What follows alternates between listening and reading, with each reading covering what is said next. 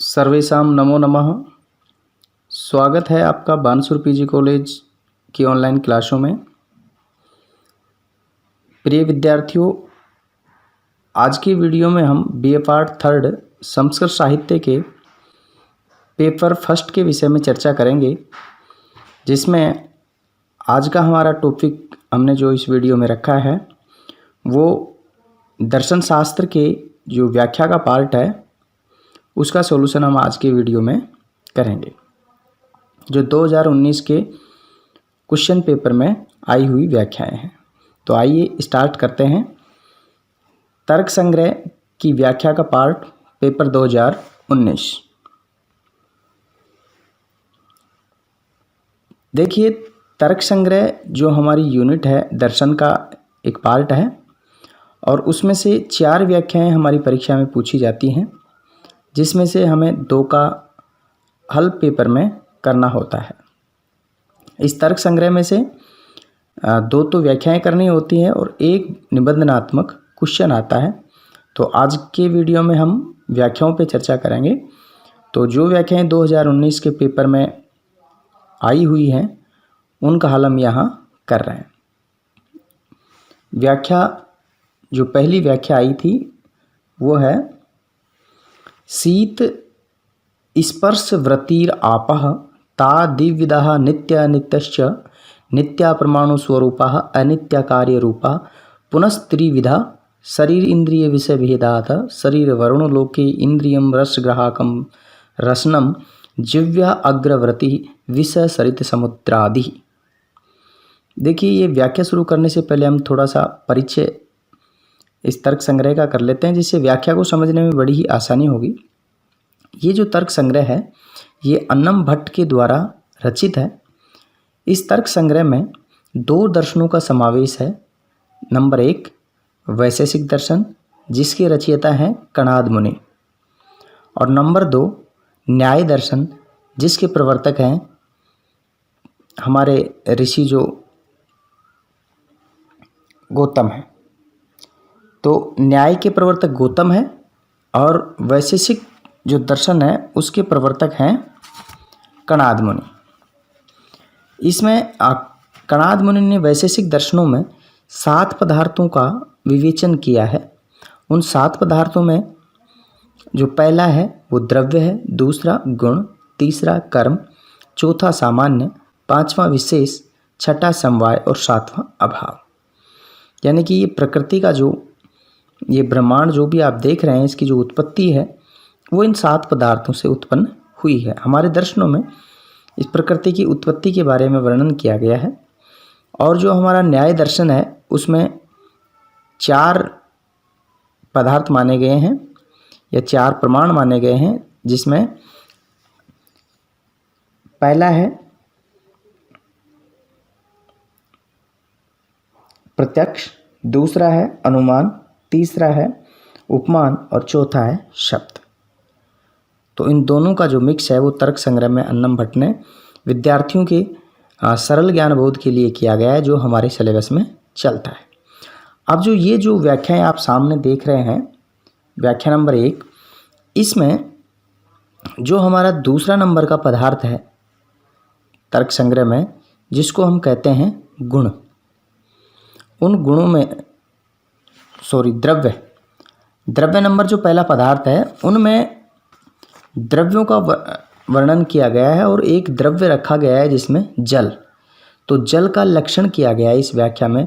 जल कैसा होता है, उसको हम कैसे पहचान सकते हैं। तो ये जो व्याख्याएं हैं ये गद्यात्मक है। हमने पूर्व में आपको व्याख्याएं बताई थी, उसमें हमने व्याख्या का पहला टॉपिक लिया था अन्वय। प्रिय विद्यार्थियों, गद्य की जो व्याख्या होती है उसमें अन्वय नहीं किया हुआ होता है, क्योंकि इसमें अन्वय पहले से ही विद्यमान होता है। ये कोई छंदबद्ध रचना नहीं होती है। तो गद्य की व्याख्या में हमें अन्वय नहीं करना है। सीधा हम व्याख्या के जस्ट बाद संकेत दे देंगे यहाँ, और संकेत में आपको बता ही रखा है क्या करना है। 2 अक्षर शुरू के ले लेंगे, जैसे शीत स्पर्श, फिर डॉट डॉट डॉट कर देंगे और लास्ट के सरित समुद्र आदि, जिससे क्या एग्जामिनर को ये पता चल जाता है कि 4 में से 2 व्याख्याएं विद्यार्थी कौन सी कर रहा है। तो हम सीधे चलेंगे प्रसंग के ऊपर। तो आइए चलते हैं प्रसंग पर। तो प्रसंग जो इसका है वो भी हमने कुछ तो आपको बता ही दिया है। यह गद्यांश अन्नम भट्ट द्वारा रचित तर्क संग्रह के द्रव्य नामक प्रकरण से लिया गया है। फिर से सुन ले एक बार। यह गद्यांश अन्नम भट्ट के द्वारा रचित तर्क संग्रह के द्रव्य नामक प्रकरण से लिया गया है। अब बात करते हैं इसकी संदर्भ की कि क्या कहना चाह रहा है। तो अभी आपको बताया था, इसमें जल का लक्षण बताया गया है। जल का लक्षण, तो इसमें क्या लिखेंगे? प्रस्तुत गद्यांश में जल का लक्षण करते हुए अन्नम भट्ट कहते हैं कि। अगर आप प्रसंग और संदर्भ एक जगह मिलाना चाहते हैं तो आप यहाँ से भी शुरू कर सकते हैं। जैसे यह गद्यांश अन्नम भट्ट द्वारा रचित तर्क संग्रह के द्रव्य नामक प्रकरण से लिया गया है, जिसमें द्रव्य का लक्षण करते हुए अन्नम भट्ट कहते हैं कि। ये तो हो गया हिंदी में प्रसंग। प्रिय विद्यार्थियों, हमारी जो तर्क संग्रह है इसमें से एक व्याख्या हमें संस्कृत में करनी होती है। तो मैं संस्कृत भी आपको साथ साथ बताए जा रहा हूँ, हिंदी और संस्कृत दोनों में ट्रांसलेट में करता रहूँगा। तो अब मैं आपको बता रहा हूँ यहाँ संस्कृत में प्रसंग और संदर्भ कैसे लिखेंगे। तो हम शुरू कर रहे हैं संस्कृत का प्रसंग। प्रस्तुत गद्यांश अन्नम भट्ट कृत तर्क संग्रह नामक ग्रंथस्य द्रव्य नामक प्रकरणात् उद्गृतो अस्ति। पुनः एकं वारं पुनः वदामि। प्रस्तुत गद्यांश कवि अन्नम भट्ट कृतेन तर्क संग्रह नाम ग्रंथात् द्रव्य प्रकरणस्य अन्ते उद्गृतो अस्ति। अत्र जलस्य लक्षणं दत्त्वा प्रदत्त्वा वा कथ्यते यत्। यानी जल का लक्षण करते हुए कहा गया है कि। अब हम चलते हैं व्याख्या पे। तो देखिए जो व्याख्या है वो हम पहले संस्कृत में करेंगे और उसके बाद हिंदी शुरू करेंगे। तो हम शुरू कर रहे हैं संस्कृत व्याख्या। तो पहला बिंदु था हमारा, संस्कृत से शुरू कर रहे हैं। तत्र गंधवती शीत स्पर्श वृत्तिर आपः, अर्थात शीतल स्पर्श वृत्ति आप जलम वा भवति। ता जलम द्विविधम, प्रथमं नित्या द्वितीयश्च अनित्यः। नित्यं स सर्वदा प्राप्नोति इति नित्यं, स सर्वदा नैव प्राप्नोति इति अनित्यं। नित्यः परमाणुस्वरूपः, अनित्यश्च कार्यरूपः। अत्र परमाणुस्वरूपः किं, कार्यरूपः किं? तो तत्र परमाणुस्वरूपः स कथ्यते यत् स नित्यं सर्वदा प्राप्नोति, स परमाणुरूपः स कदापि नष्टं नैव भवति। तथा च कार्यरूपा यः पदार्थ भवति सः नष्टं जातं, स उत्पन्नं जातं तथा च अनन्तरं नष्टमेव भवति। तो परमाणुरूपा नित्यं गतं तथा च कार्यरूपा अनित्यम् इति लक्षणं करोति। पुनश्च त्रिविधं शरीर इंद्रिय विषयभेदातः। तत्र जलस्य द्विविधं परमाणुस्वरूपाः कार्यरूपाश्च अनन्तरं पुनस्तत्र त्रिभेदा भवन्ति। प्रथमं शरीर, द्वितीय इंद्रिय, तृतीयस्य विषयभेदातः। शरीर किं? तत्र शरीरं वरुणलोके विद्यमान जलस्य शरीरम् अस्ति। आपाहितस्य जलस्य वा शरीरं किं भवति? वरुणलोके यत्र जलस्य विद्यमानता भवति। द्वितीय इंद्रियं किं? तत्र इंद्रियं रसग्राहकं रसनं जिह्वा अग्रवर्ती। अस्माकं शरीरे अन्तेः जिह्वा, मुखस्य अन्तेः जिह्वा इति विद्यमानः अस्ति। तथा च स एव इंद्रिय रसग्राहकं भवति। अस्माकं शरीरे रसस्य ग्राहकम् इन्द्रिय किं भवति? रसना, जिह्वा इति कथ्यते अपर नामं। तो जिह्वा आपस्य जलस्य वा इन्द्रियस्वरूपं भवति, स रसस्य ग्राहकं तथास्य जिह्वा अग्रवर्ती विद्यमानता भवति। विषये किं? तत्र विषय सरितसमुद्रादि, यथा नदी, तालाब, समुद्रादि जलस्य विषयं भवति। तो ये थी अपनी संस्कृत व्याख्या। अब हम शुरू करते हैं इसके हिंदी में व्याख्या किस प्रकार से करें। आप इच्छानुसार कोई भी एक व्याख्या का संस्कृत में करेंगे और बाकी एक व्याख्या को हिंदी में करेंगे। आपको जो गद्यांश सरल लगे उसी की आप संस्कृत कर सकते हैं। ज़रूर नहीं है कि पहले का संस्कृत करें और दूसरे का हिंदी करें। आप पहले का हिंदी में व्याख्या कर सकते हैं और दूसरे की संस्कृत में भी कर सकते हैं। अब इसकी हिंदी व्याख्या बता रहा हूँ। शीतल स्पर्श वृत्तिर आपः, अर्थात शीतलता से जो स्पर्श करने की जो वृत्ति होती है, अर्थात जिसका स्पर्श शीतल होता है, ठंडा होता है, वह जल होता है। अब देखिए यहाँ शीतल स्पर्श क्यों कहा गया है। अगर हम यहाँ शीतल स्पर्श नहीं कहते हैं तो अग्नि, पृथ्वी और वायु की अतिव्याप्ति हो जाती। अगर हम इसका लक्षण इतना ही करते कि स्पर्शवान जल, तो स्पर्श तो वायु में भी होता है, स्पर्श तो अग्नि में भी होता है और स्पर्श पृथ्वी में भी होता है, लेकिन शीतल स्पर्श मात्र जल का ही होता है। तो अतिव्याप्ति दोष से बचने के लिए यहाँ इसका जो जल का लक्षण किया गया है उसमें शीतलता शब्द को जोड़ा गया है। आगे कहते हैं ता द्विविधा नित्या अनित्याश्च। ये जो जल होता है ये दो प्रकार का होता है, एक तो होता है नित्य और एक होता है अनित्य।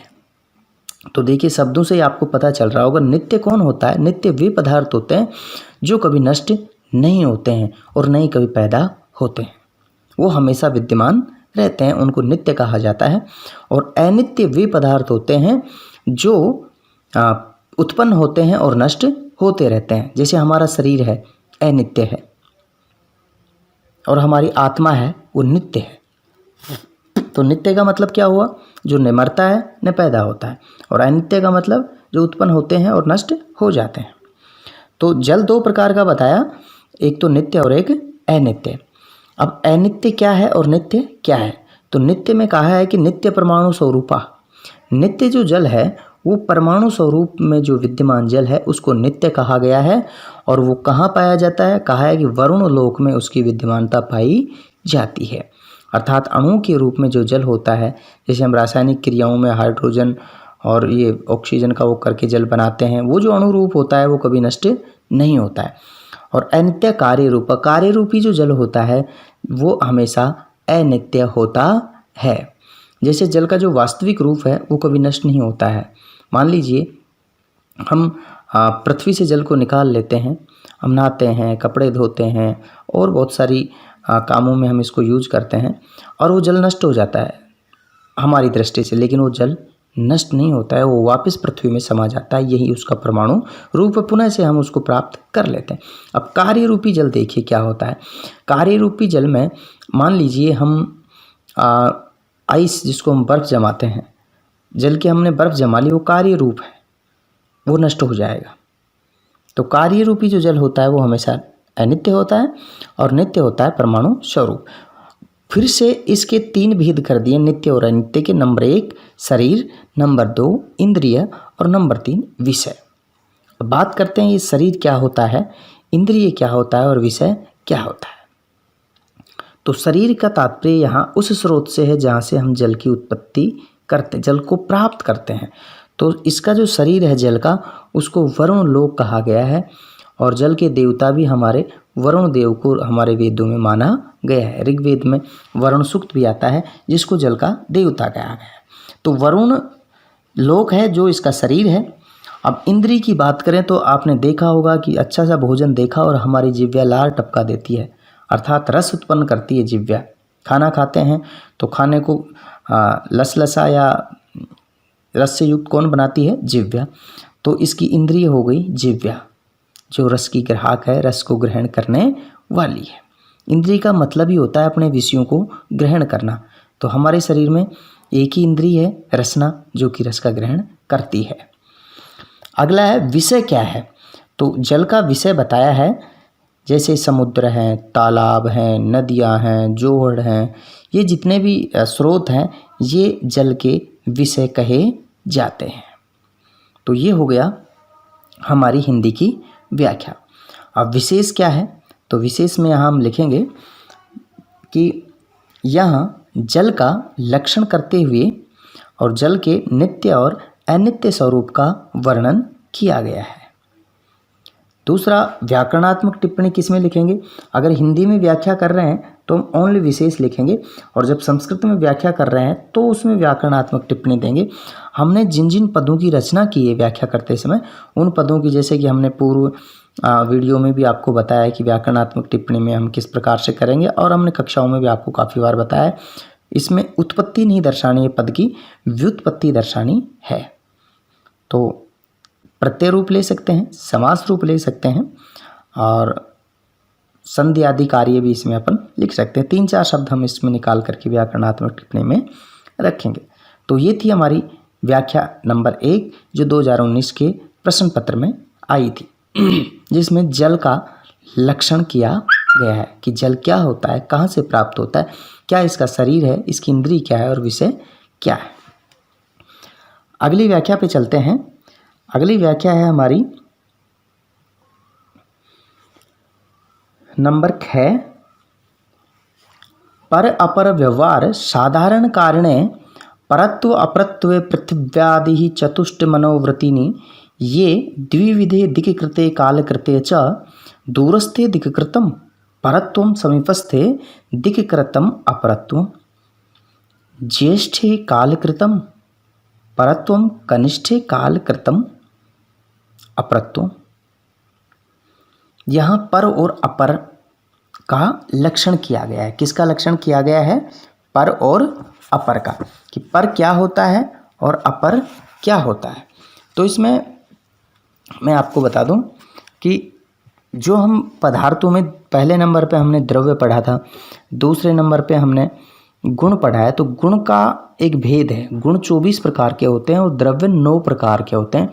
उस 9 प्रकार के द्रव्यों में हमने एक द्रव्य पढ़ा था जल का लक्षण पिछली व्याख्या में।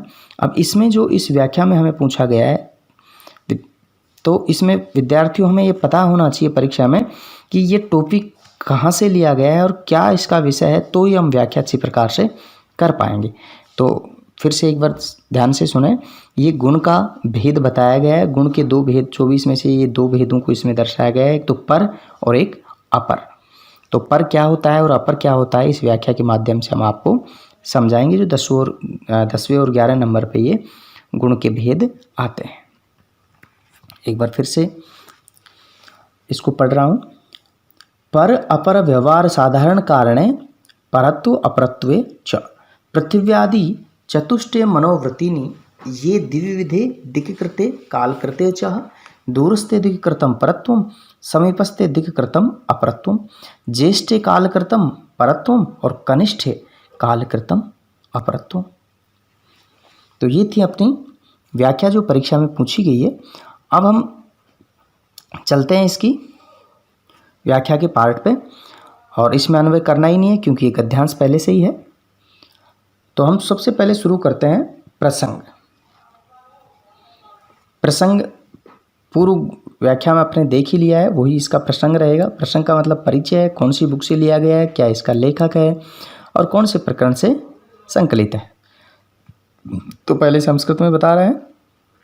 अयम गद्यांशः अन्नम भट्ट कृत तर्क संग्रह नामक ग्रंथस्य गुण नामक प्रकरणात् उद्गृतो अस्ति। अत्र गुण इत्यस्य भेदाः पर अपरत्व विवेचन विषय विवेचनम करोति यत्, यानी कि यहाँ गुण के अंतर्गत पर और अपर का विवेचन किया गया है। अब इसका हिंदी में प्रसंग कह रहे हैं। यह गद्यांश अन्नम भट्ट के द्वारा रचित तर्क संग्रह नामक ग्रंथ के द्रव्य नामक प्रकरण से उद्गृत है। इसमें संदर्भ की बात करें, इसमें द्रव्य के भेद पर और अपरत्व के लक्षणों को दर्शाया गया है। ये इसका हो गया प्रसंग और संदर्भ। अब बात करते हैं व्याख्या की। तो व्याख्या हम पहले कर रहे हैं संस्कृत में। पर अपर व्यवहार साधारण कारण है परत्व अपरत्व।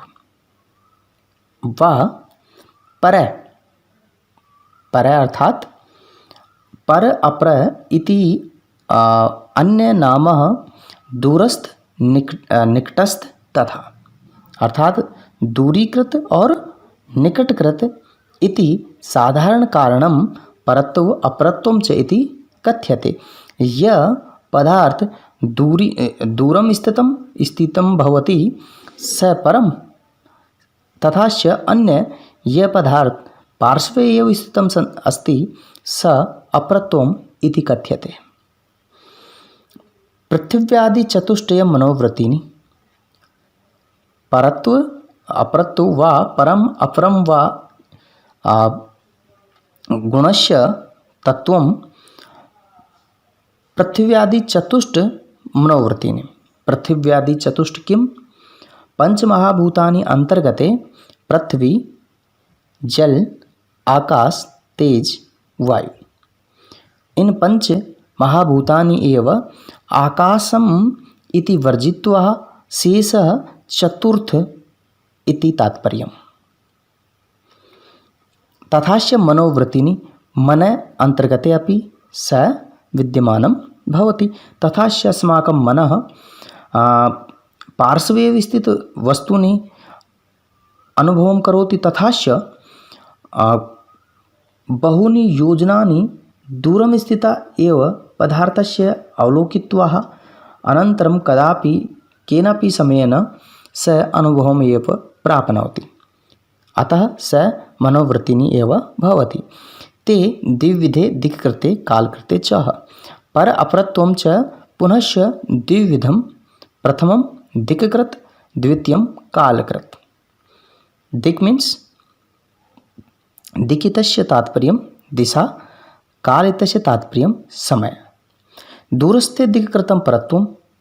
दूरस्थिताः दिक्कृते भेदेन परत्वम् इति कथ्यते। तथाच समीपस्थितेः दिक्कृतम् अपरत्वम् इति बोध्यते। ज्येष्ठे कालकृतं परत्वं। ज्येष्ठे कालकृतम् इति भेदात् परत्वम् इति संज्ञा ज्ञायते।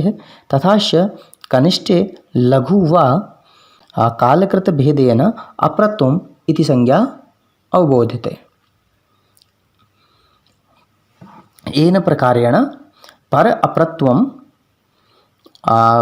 पृथिव्यादि भौतिक पदार्थानाम् आकाशं वर्जित्वा चतुर्थ पदार्थेषु एव विद्यमानः भवति। तथा च मन अन्ते एव विद्यमानः भवति।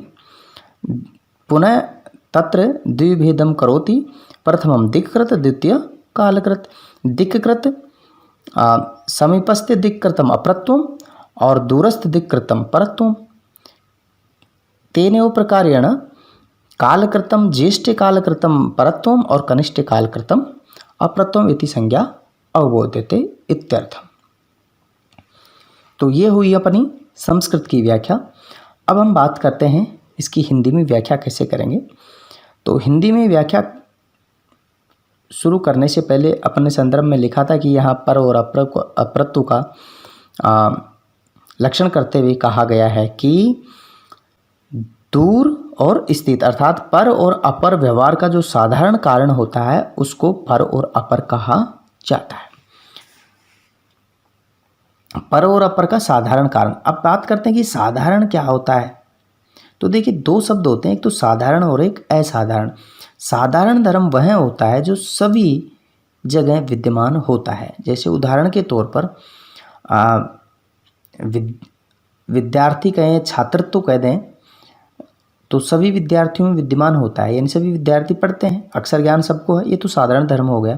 और एक कहें कि एक विद्यार्थी 100 में से 100 अंक लाता है, ये उसका असाधारण धर्म हो गया। ये कहें कि एक विद्यार्थी 100 में से 0 अंक लाता है, ये उसका असाधारण धर्म हो गया। तो साधारण धर्म तो वह होता है जो बहुतों में पाया जाता है, जो एक समान वृत्ति दिखाई देती है। जैसे विद्यार्थी का जो तत्व होता है या विद्यार्थी रूपी जो शब्द है वो सभी पढ़ने वालों में सामान्यतः पाया जाता है। और असाधारण धर्म क्या हो गया, एक इंटेलिजेंट है, एक बहुत कमज़ोर है, ये असाधारण धर्म हो गया। तो पर और अपर का जो असाधारण धर्म का जो कारण होता है उसको पर और अपर कहा जाता है। ये पृथ्वी आदि चार में तथा मनोवृत्तिनी और मन में विद्यमान होता है। तो देखिए पृथ्वी आदि चार क्या है, पंच महाभूतों की चर्चा हमने कक्षाओं में आपको की थी, क्षिति जल पावक गगन समीरा। तो इसमें हम गगन को छोड़ देंगे, क्षिति यानी पृथ्वी, एक तो पृथ्वी इसमें ले लेंगे, क्षिति जल, जल को रख लेंगे, पावक अग्नि ले लेंगे, गगन को छोड़ना है, और समीर यानी वायु। पंच जो महाभूत होते हैं उसमें से आकाश को छोड़कर इन चार में ये विद्यमान होता है, और एक मनोवृत्ति अर्थात मन में विद्यमान होता है, पर और अपर। तो ये छोटे क्वेश्चन भी बन जाते हैं कि जो पर और अपर नामक जो गुण के तत्व हैं वो कौन कौन से महाभूतों में पाए जाते हैं। तो पृथ्वी, जल, पावक यानी अग्नि, और समीर यानी हवा में विद्यमान होता है और मन में स्थित होता है।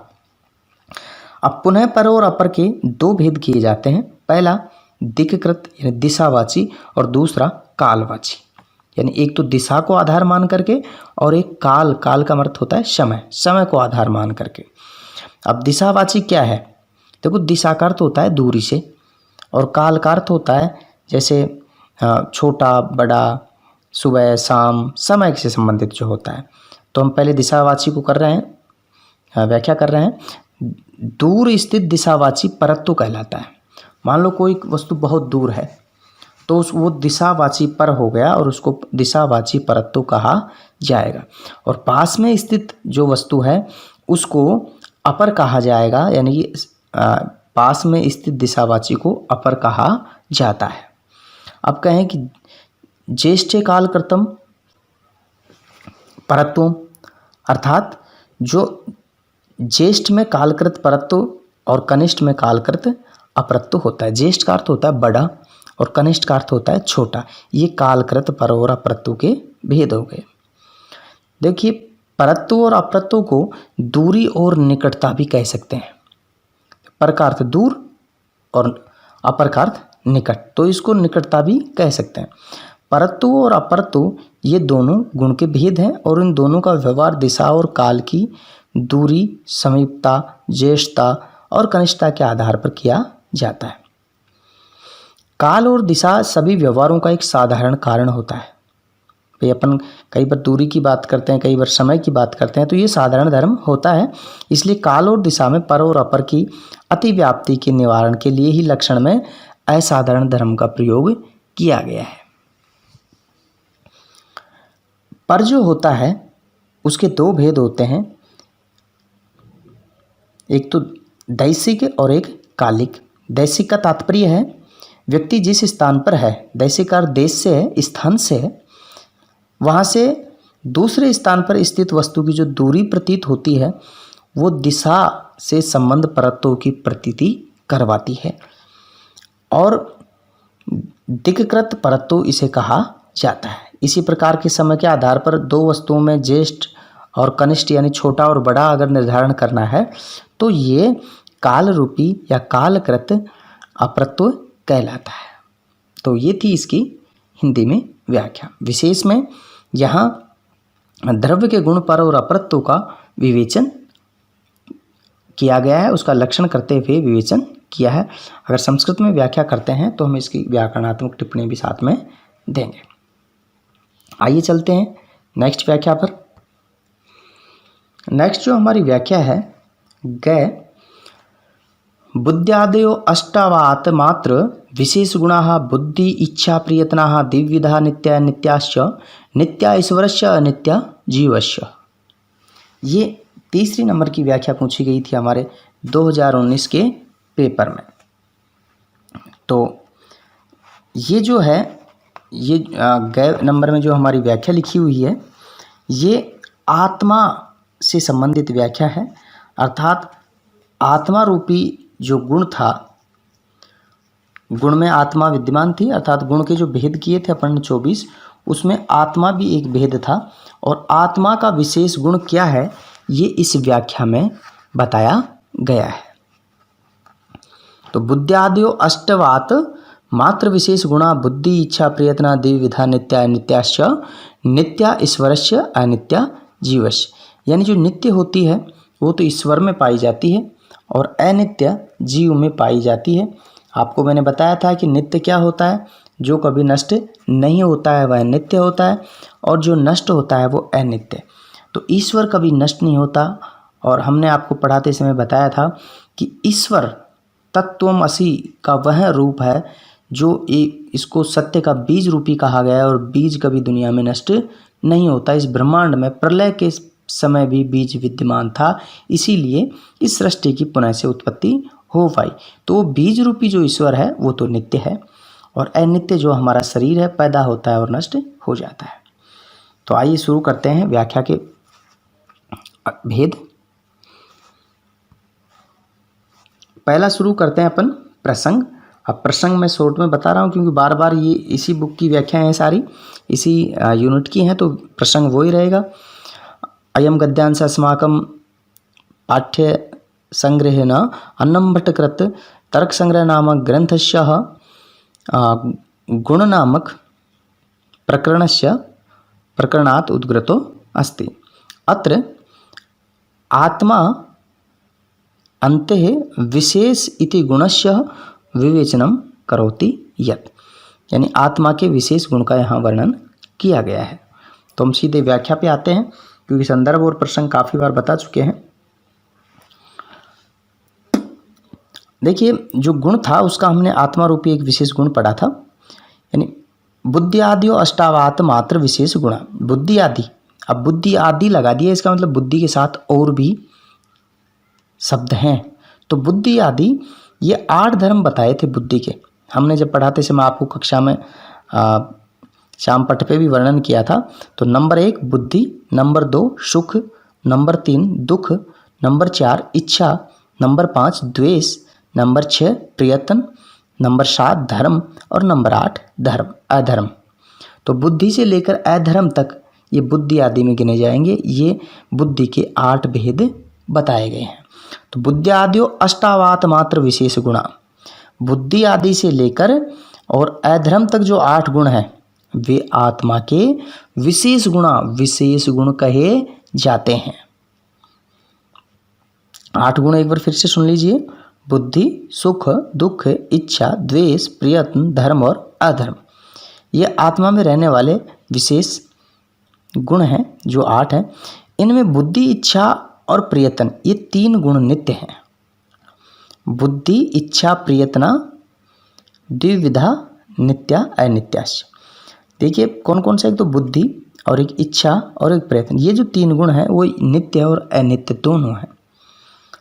ये तीनों गुण ईश्वर के नित्य हैं और जीव के अनित्य हैं।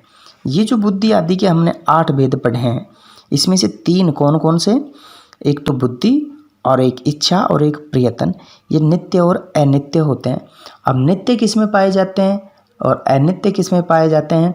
तो नित्य तो ईश्वर रूपी हो गए अर्थात बीज रूपी हो गए, और अनित्य हमारे शरीर रूपी या जीव रूपी जो हमारे शरीर में विद्यमान होते हैं, पैदा होते समय हमारे शरीर में रहते हैं और कुछ समय बाद जब हमारा शरीर नष्ट हो जाता है तो ये तत्व भी नष्ट हो जाते हैं। तो बुद्धि से लेकर अधर्म तक जो 8 गुण हैं वे आत्मा के विशेष गुण कहे जाते हैं, अर्थात ये आत्मा में विद्यमान रहते हैं। और अन्य द्रव्यों के धर्म न होने के कारण ही ये विशेष गुण कहे जाते हैं। ये अन्य द्रव्यों में धर्म नहीं बताए गए थे इसलिए इनको विशेष कहा गया है। इन गुणों में आपस में कार्य और कारण का संबंध होता है। ये जो धर्म है इनमें आपस में कार्य और कारण का क्या होता है, संबंध होता है, और ये इसी के कारण आपस में एक दूसरे से संपृक्त भाव में भी रहते हैं। इसमें प्रत्येक अपने से पूर्ववर्ती का कार्य प्रवृत्ति का कारण है। इसमें जो एक के बाद एक है, पूर्ववर्ती वाला जो है वो परवर्ती का क्या होता है, कार्य होता है। तो प्रवृत्ति का कारण होता है और सुख और दुख का भाव इच्छा और द्वेष उत्पन्न करते हैं। जैसे मान लो अपन ने आपको हमें बताया था कि बुद्धि के बाद सुख, दुख और इच्छा। तो जो इच्छा है वो सुख और दुख को उत्पन्न करती है। मान लो आपने देखा हो कई व्यक्ति अपनी इच्छाओं को पूरी करने के लिए बहुत सारे कर्म करते हैं, और कई कर्म ऐसे होते हैं जिनसे दुख उत्पन्न हो जाता है, और कई कर्म ऐसे होते हैं इंसान के जिनसे सुखी जीवन सुख का अनुभव होता है। तो इच्छा जो होती है वो सुख और दुख का क्या हो गई, कारण हो गई। तो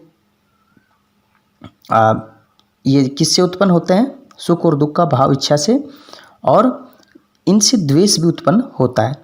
इच्छा और द्वेष प्रयत्न से उत्पन्न होते हैं, और प्रयत्न से धर्म और बुरे प्रयत्न से अधर्म उत्पन्न होता है। अगर अच्छा प्रयत्न करेंगे तो धर्म उत्पन्न होगा, और बुरा प्रयत्न करेंगे तो अधर्म उत्पन्न होता है। तो धर्म और अधर्म ये संस्कार उत्पन्न करते हैं, और यही संस्कार जन्म और मरण का हमारा कारण बनते हैं। तो इन 8 में से जो बुद्धि, इच्छा और प्रयत्न के प्रत्येक के जो 2 भेद हम करते हैं, नित्य और अनित्य, ये नित्य बुद्धि और अनित्य बुद्धि भी इनको कहा जाता है। ये कह सकते हैं नित्य इच्छा और अनित्य इच्छा।